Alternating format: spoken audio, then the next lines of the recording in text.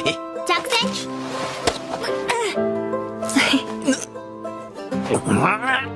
旅行に行ってたわけじゃないんだ。助かったんだよ、なるみ兄ちゃん。Cerita ini dimulai dengan seorang anak yang tengah berlari dan tak sengaja menabrak seorang badut jalanan. Anak tersebut bernama Masaru.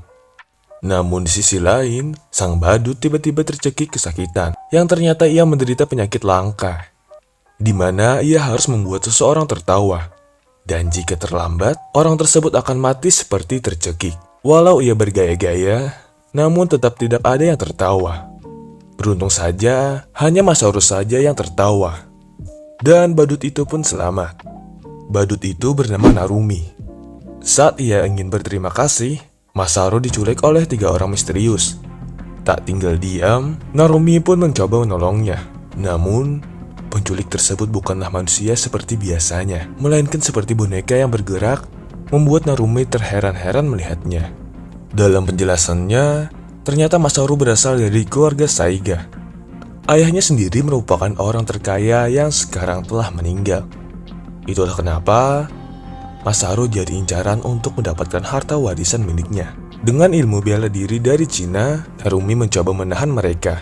Namun kereta itu tetap lepas kendali.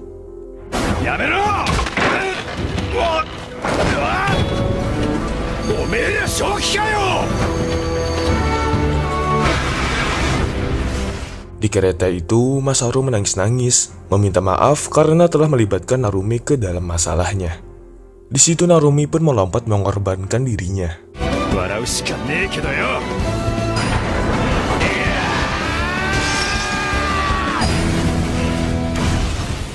Walaupun sudah begitu, tetap saja Masaru dihadang oleh boneka tersebut.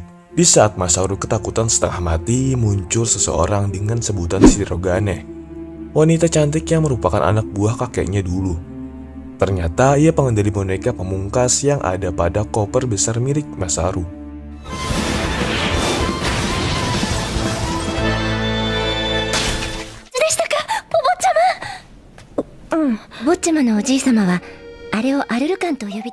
Dengan mudah ia berhasil mengalahkannya. Akan tetapi saat Narumi kembali, Shirogane malah menganggap Narumi sebagai penjahat. Nah, saat ingin menghentikan mereka, Masaru lah yang terkena imbasnya.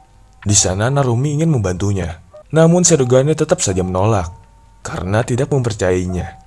Walaupun sudah berkeliling, namun rumah sakit di sana kebanyakan tutup karena hari itu adalah hari Minggu. Narumi pun pada akhirnya memaksanya untuk mengikutinya. Lalu sampailah ia ke seorang dokter kenalan dari Narumi yang membuat Masaru masih selamat. Namun lagi-lagi datang seorang musuh yang memiliki boneka tangguh. Boneka-boneka seperti itu mereka sebut dengan karakuri. Nah, di situ mereka pun beradu karakuri dengan sengit.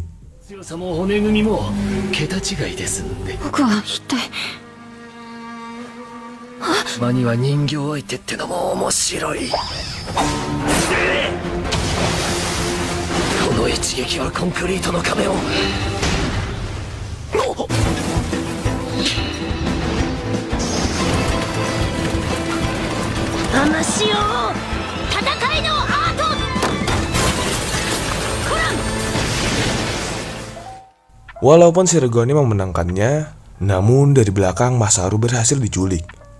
Akan tetapi Narumi pun juga beraksi.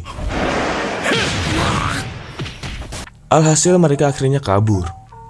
Namun di saat itu juga Narumi membutuhkan seseorang untuk tertawa, yang ternyata ia menderita penyakit Zonapa.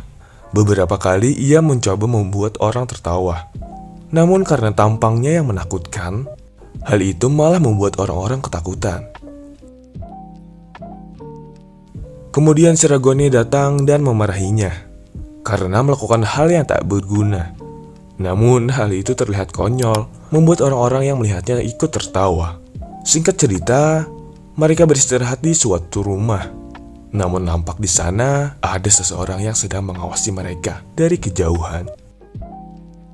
Di sisi lain, Masaru kagum dengan bela diri dari Cina itu. Masaru ingin kuat seperti Narumi, namun ia tidak percaya diri. Narumi pun menjelaskan bahwa dirinya pun dulu seperti itu. bahkan lebih cengeng dari Masaru dengan menunjukkan fotonya, yang membuat Masaru lebih percaya diri. Di tengah malamnya Masaru pergi ke toilet sendirian. Nah, ternyata hal itu sudah ditunggu-tunggu oleh para penjahat. 白金しまった。白金今助ける Alhasil Masaru berhasil diculik oleh mereka. Namun datang penjahat sebelumnya. Sebut saja Mas Gondrong. Nah, Mas Gondrong ini mengatakan ia akan membantunya. Mengapa? Karena pihak yang tadi itu merupakan saingannya. Walaupun Sirgone tidak percaya begitu saja, namun ia juga tidak memiliki pilihan lain selain mengikutinya. Ternyata nih teman-teman, Masaru diculik oleh sang paman. Di balik senyumannya itu, ia berniat mengambil warisan ayah Masaru. Di sisi lain, Narumi pergi ke tempat yang dikatakan Mas Gondrong, dan mereka pun bertarung mati-matian di sana.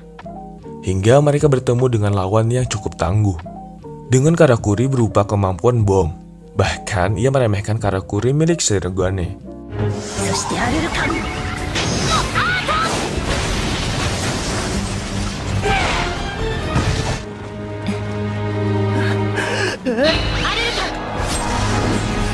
人形の練習を始めたらしいの。 Namun kesambungan wanita itu lenyap saat Sirogane dengan mudah menghabisinya. Di lain cerita, Masaru berusaha kabur dari sana. Namun sang paman mengejarnya dengan tatapan mengerikan dan memaksanya untuk menjadi anak angkatnya. Masaru setiap kali menolaknya, membuat sang paman terus menyiksanya dan memperlihatkan dua temannya mati, yang padahal mereka masih hidup. Hal itu menjadi kesempatan Masaru untuk kabur dari sana. Melihat perjuangan teman-temannya, ia menjadi teringat dengan perkataan Narumi yang tak boleh menyerah dan berusaha lebih kuat. Hal itu membuatnya memberanikan diri untuk terjun dari atas menara. Namun di bawah sana nampak Mas Gondrong hampir dibunuh. Dan beruntung Masaru jatuh di kepala musuh Mas Gondrong. Di situ juga dirinya terkejut melihat mata Masaru yang berbeda dari sebelumnya. Tiba-tiba Masaru mengatakan bahwa ia menyewa Mas Gondrong dengan harga yang mahal agar mau menjadi sekutunya, dan nampaknya Mas Gondrong mau menerima ajakannya.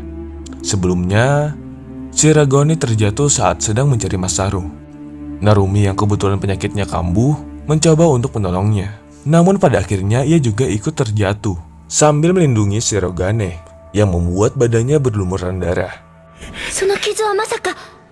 俺の年だ Di situ Narumi mencoba membuatnya tertawa. Namun lagi-lagi gagal karena Sirogane dilatih bagaikan boneka yang membuatnya tidak memiliki perasaan.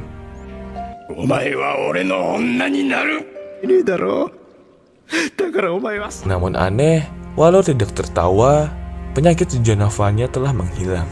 Singkat cerita, Masaru dan rekannya tiba di ruangan si paman, dan ia terkejut melihat Narumi tengah disiksa oleh pembunuh. Dari CCTV, sang paman membuat perjanjian agar ia mau menjadi anak angkatnya, dan tentunya akan melepaskan mereka berdua. Di tengah kebingungan itu, Masaru melakukan gerakan yang pernah ia lihat dari Narumi.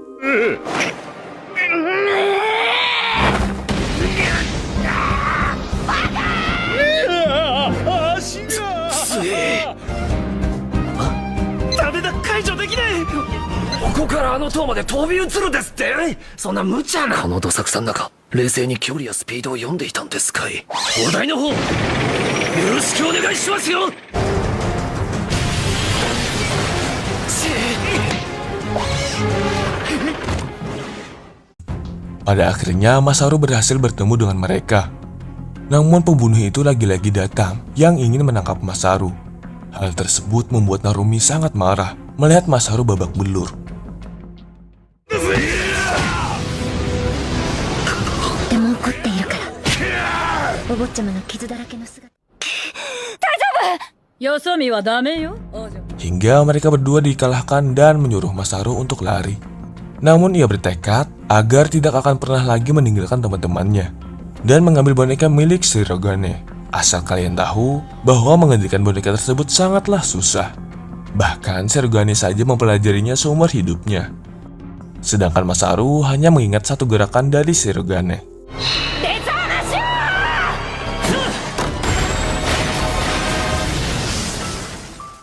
Lalu terjadi ledakan di sana, yang membuat mereka terpaksa menggunakan tali.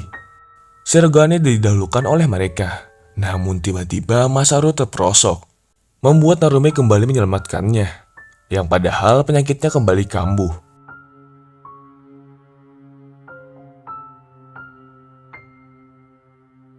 Dengan tenaga yang tidak ada, ditambah penyakitnya yang kambuh lagi, membuat dirinya hanya menjadi tameng bagi Masaru. Narumi mengatakan bahwa apapun yang terjadi, tetaplah semangat, walaupun itu menyakitkan.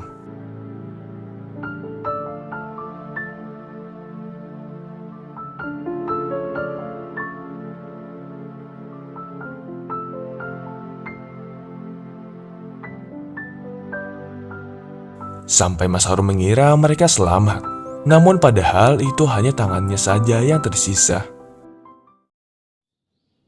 なるみ兄ちゃんがいなくなってから 2 bulan telah berlalu. Kini Masaru menjadi anak dengan harta berlimpah. Ia juga kembali bersekolah. Mungkin kelas 6 SD kali ya teman-teman. Walaupun kaya, ia lebih memilih berjalan kaki ke sekolah. BTW, Shirogane juga ikut sekolah, dekat dengan Masaru.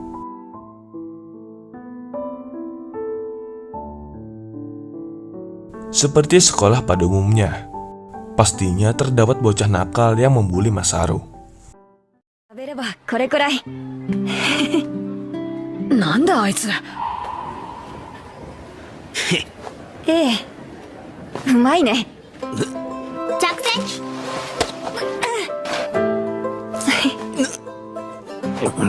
上な手をいろりの焚き火にかけ今から35 Mereka terkejut. Tidak seperti biasanya, Masaru lebih sering tersenyum walau tengah dibuli, sampai Masaru dipukul dan tak sengaja memperlihatkan bekas luka di kepalanya. Agar tidak ada yang salah paham, ia pun menjelaskan semuanya.